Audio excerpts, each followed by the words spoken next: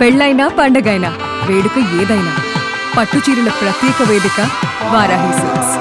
సాలూరు టీడీపీలో విభేదాలు తారాస్థాయికి చేరాయి. మంత్రి సంధ్యారాణి బంజుదేవ్ మధ్య తీవ్ర విభేదాలు తలెత్తాయి. మాజీ ఎమ్మెల్యే టీడీపీ ఉపాధ్యక్షుడు బంజుదేవ్ ఇంటికి పోలీసులు వెళ్లారు. మంత్రి సంధ్యారాణి పిఏ సతీష్ అత్యాచారం కేసులో బంజుదేవ్ను విచారించడానికి వెళ్లారు పోలీసులు. పిఏ బాధితురాలు ఇటు బంజుదేవ్తో ఫోన్లో మాట్లాడిందని, కేసు వెనుక బంజుదేవ్ పాత్ర ఉందన్న కోణంలో కూడా ప్రశ్నలు సంధిస్తూ ఉన్నారు పోలీసులు. సమస్యలతో చాలామంది బాధితులు తనకు ఫోన్ చేస్తారని, ఆ కాల్ డేటాతో కేసుల్లో ఇరికిస్తారా అంటూ బంజుదేవ్ ప్రశ్నించారు. గుమ్మడి సంధ్యారాణి తీరుపై పార్టీ అధిష్టానంతో మాట్లాడతారంటూ బంజుదేవ్ అన్నారు. పిఏ సతీష్ కోసం సీనియర్ నాయకులను అవమానిస్తారా అంటూ కూడా బంజుదేవ్ ప్రశ్నించారు.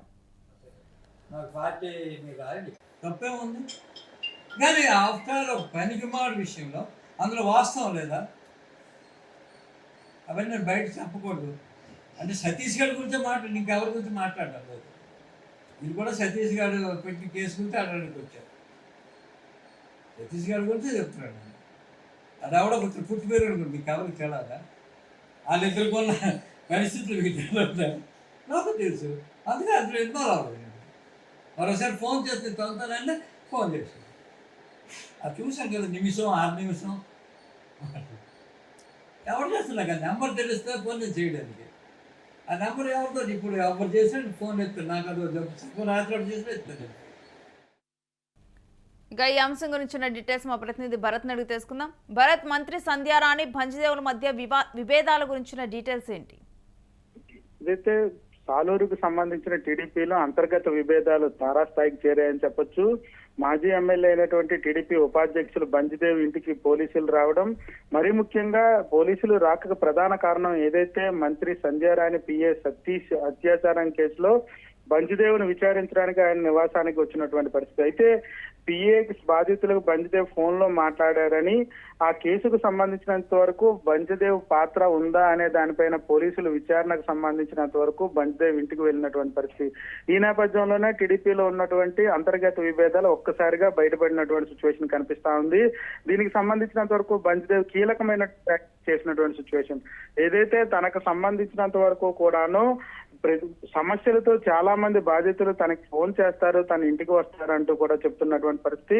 ఆ కాల్ డేటా ఆధారంగా కేసులో ఇరికించేందుకు టీడీపీకి సంబంధించిన మంత్రి ప్రయత్నించారంటూ కూడా పూర్తి స్థాయిలో అదే ఉపాధ్యక్షుడైనటువంటి బంజుదేవ్ ఆరోపిస్తున్నటువంటి సిచ్యువేషన్ అయితే కనిపిస్తా ఉంది. గుమ్మడి సంధ్యారాణి తీరుపై అయితే మాత్రం అధిష్టానంతో మాట్లాడుతా అంటూ కూడా బంజుదేవ్ పూర్తిగా కూడా మండిపడినటువంటి పరిస్థితి. మరీ ముఖ్యంగా సీనియర్ నేత అయినటువంటి నా పైన ఇలా కాల్ డేటా ఆధారంగా ఇరికించడంతో పాటుగా ఒక ఫేక్ ప్రచారం చేసి తన యొక్క ఏదైతే ఆ నియోజకవర్గంలో ఉండేటటువంటి పరువు ప్రతిష్టలకు దిగజారే విధంగా చేస్తున్నారు, ఇది ఎంతవరకు కరెక్ట్ అనే కూడా మంత్రికి సంబంధించినంత వరకు ప్రశ్నించినటువంటి పరిస్థితి. ఇదే అంశం పైన అధిష్టానం దగ్గరికి వెళ్తే అధిష్టానంతో తెలుసుకుంటా అంటూ కూడా క్లియర్ గా మండిపడినటువంటి సిచ్యువేషన్ అయితే కనిపిస్తుంది. అయితే పిఏ ఎవరైతే మంత్రి పిఏకి సంబంధించినంత వరకు కూడాను ఆ పిఏ ఏదైతే అత్యాచారం కేసుకు సంబంధించినంత వరకు బాధితురాలు ఎవరైతే ఉన్నారో బాధితురాలు ఇంట్లో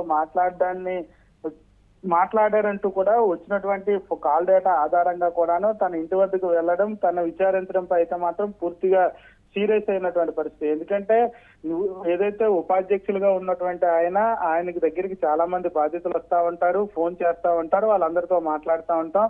అన్నిటిలో కూడా ఫోన్ లో మాట్లాడితే ఇలా ఇరికిస్తారా, ఇలా అవమానిస్తారంటూ కూడా పూర్తి స్థాయిలో అసహనం వ్యక్తం చేసినటువంటి పరిస్థితి. దీని అంతటినీ కూడా అధిష్టానం దృష్టికి తీసుకెళ్లి ఖచ్చితంగా చర్యలు చేపట్టే విధంగా కూడా ఉంటుంది. సీనియర్ నేతలు ఇంత అవమానానికి గురి చేస్తారంటూ కూడా పూర్తిగా మండిపడినటువంటి పరిస్థితి. ఈ నేపథ్యంలో టీడీపీకి సంబంధించినంత వరకు కూడాను సాలూరుకు సంబంధించి 2 వర్గాలుగా విడిపోయినటువంటి పరిస్థితి అయితే కనిపిస్తా ఉంది. ఒకవైపు మంత్రికి సంబంధించినంత వరకు కూడా ఒక వర్గంగాను, ఏదైతే ఎవరైతే ఉపాధ్యక్షులు ఉన్నారో ఈయనకి సంబంధించినంత వరకు కూడా ఒక వర్గంగా విడిపోయినటువంటి పరిస్థితి.